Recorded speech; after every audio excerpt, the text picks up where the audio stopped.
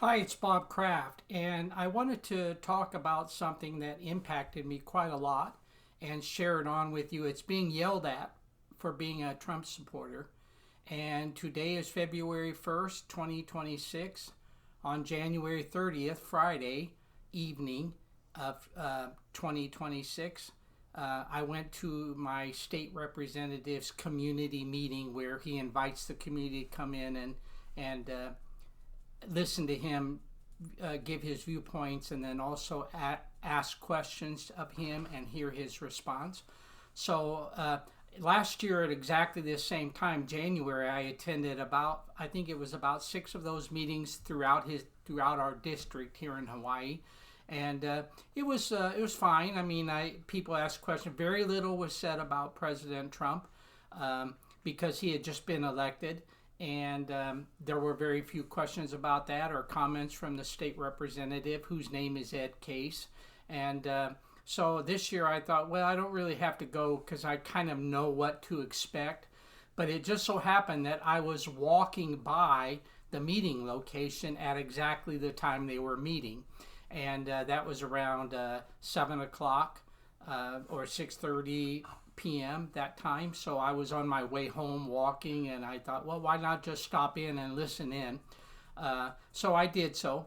There were about, I would estimate, around 30 people, maybe up to 40 people there that were listening to him talk. I came in a half an hour late, so to be fair, I didn't hear what went on before, but he wasn't at the point where he was answering questions from the public. He was still talking about his viewpoints about what he's doing and his job. So for the last 30 minutes or so, I listened to that. Was like I say, what happened was during this period of time, there were a lot of comments about President Trump, his administration, about various aspects from him. So that was a change. And then when the questions opened up, I was about the number two person who asked a question, or maybe number three. They passed a microphone around, and I just asked him how he was going to vote on the government shutdown. And it was very unclear. He said yes, and then he went into how there were like six different aspects of the government shutdown, and he said the one he would not agree to was the ICE funding, but the rest of them he agreed to. So as far as I know, you have one bill, you vote for it, it's already for funding, to continue the funding, even though the funding's been approved. So I was fine with that. He gave his comment. It was unclear, and I just thought, well, I'll see how he votes in the upcoming vote, which is going to be held tomorrow. And, I'm not wanting to see the government shut down because it impacts so many people, especially in our state of Hawaii. And so I'm going to pay attention to that and vote accordingly based upon his vote for his election. Didn't think too much more, but as the questions were asked from the public, there was a lot of questions mentioned about or comments made about ICE here in Hawaii, the enforcement, and also came up Secretary Nome from Homeland Security's name came up, and there were things that it was very I could just use it anti. So from what I felt, and he pretty much agreed with all of them, all of the comments, and there were moderations. I felt where it started to really concern me was when I heard people talk about almost like revolutionary kind of things. People are going to come out and they're going to be revolutionists and they're going to stand against ICE. And at that point, I began to feel very uncomfortable because I felt those were not things that needed to be said. So I'm trying to find the video from that particular meeting because it was being recorded by his office, and hopefully they upload it in its entirety and unedited. That's what I'm looking for. But so far, I haven't been able to see it. Now that was only 2 days ago, so a little less than 48 hours. So to be fair to Representative Case, I just want to give him time to do what's the editing, or hopefully there's no editing, but to upload it. And so then, after a series of going into the last hour of the meeting, there were a lot of questions, a lot of comments. It was very, very negative toward President Trump, almost entirely. And I thought it was unreasonable, to be honest with you. And I thought some of his comments in support were also not reasonable. That's just me. So at the last, I kept raising my hand, and I was the last person to be chosen to ask a question. I was sitting not far from him, and I asked him. I made the comment. These are the comments as best that I can remember, and hopefully I can find the video so you can listen for yourself. I said that I was a supporter of President Trump, that I felt his policies were good for the nation. And then I said that I felt that the system of checks and balances in the government was operating well. And I mentioned that a court case, you can file a court case. And then I wanted to mention about the legislative being able to take votes.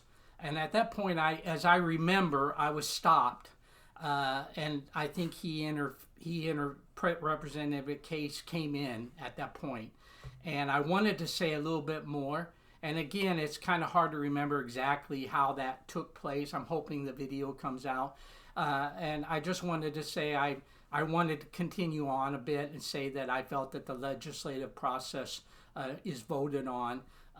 And you win or you lose. I did mention that if you lose, you should not. And then at that point, I don't think there was any discussion forwards. But what I wanted to finish was, if you lose a court case or you lose a legislative vote, then you don't try to destroy the people who win or the side that won, which I think is what the point was of that kind of continued discussion that was taking place among the people. I started to be yelled at, and I heard people behind me. I can't estimate exactly the number, but I turned because it was shocking. And I turned, and I would estimate at least 5, and it was growing. There were at least 5, maybe up to 10 people that started to yell and shout at me in the middle of my conversation. And then the representative Ed Case said, well, we want to end this on a good note. And how I felt immediately, well, my comments are good. So what's that about, you know? So even though it was interesting because there were 5 uniformed policemen in the crowd. I'm not really sure why they were there, but they were there. And so, you know, there was really no safety concern at that moment. So I just let him close the meeting, and I was being yelled at for sure because of what I said, supporting Trump. I'd never been yelled at in any other previous meeting, and I wasn't aggressive. I just spoke as I explained to you. And then the meeting was closed, and then I was a bit afraid to walk through the center of the crowd, to be honest, which was the way to the door. I went around to the side, and the policemen were standing there, and one of them was very supportive, seemed to be. He was very friendly and smiling at me, and I shook his hand. I said to him, I didn't shake his hand. I just said, I support the police, and I said, I may need a police escort. And he kind of laughed, and I kind of laughed. I didn't take it too seriously, but then I went out the door, and there was a man out there who came up to me, who was one of the people in the attendance in the crowd, and he shook my hand and thanked me for being able to speak up. And he appeared to agree with me. So then I walked across the street. When I got to the street corner, because I was walking home, and when I got to the street corner, a car pulled up to me. Now, this was about 5 minutes after the meeting, so it's very possible they were people from the meeting, even though I've never had this happen in my entire life. The car pulled up, and the window rolled down, and 2 people in the car started yelling at me. I don't know what they were saying exactly, but they were shouting at me. And the only thing I could figure out was that they were part of that meeting, because why else would people come up to me and yell at me? And then they they followed me for about 1 block. They slowed their car down, and then I took a left off that road because I was going home, and they went straight. But I was a bit afraid because I thought, well, should I go up to the car and say something? I thought, oh, that's not wise. And then I just kept walking, and finally they drove away. But I wanted to share with you because this was a public meeting of my state representative. And I just voiced my support of President Trump, which I feel I have a right to. And I didn't say any more than that. And, I felt, and also the policies, to be fair, I also said the policies and the government.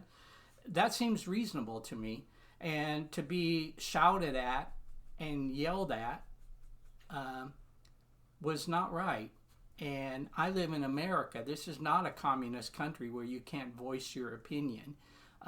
But apparently that is the case. You can't voice your opinion without some ramifications.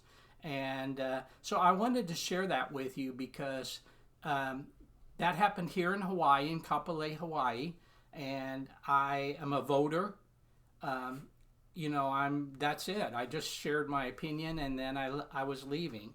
And I was disappointed, but I was also a bit intimidated and afraid of what happened.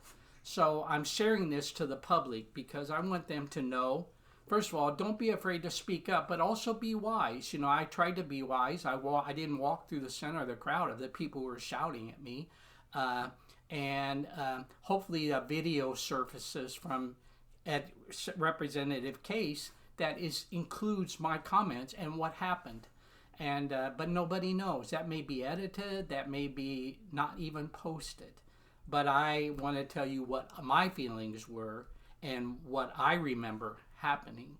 So I'm passing this on to you. Feel free to make comments below. I'm posting it to my Facebook and my Twitter account, my YouTube account, basically just to let people know. And obviously, you shouldn't be afraid to go and tell people what you think politically, even if it's the opposite of what someone else thinks. Why not? That's the country we live in. And there is a system of checks and balances, which Representative Case, as I understood it, kept saying he felt the system of checks and balances were not working properly. And I disagree with that. I think that people can go and file a court case and it works through the court process and yes or no. And then they do a legislative vote and it's a yes or no. Depending on how the vote comes out, it either passes or it doesn't. That's all happening constantly. So the only way that it appears to in his mind, and perhaps other people, is, oh, if we win, then the system of checks and balances is working properly. Come on now, you win or you lose. That's the purpose of a democracy, and it has to be fair and open.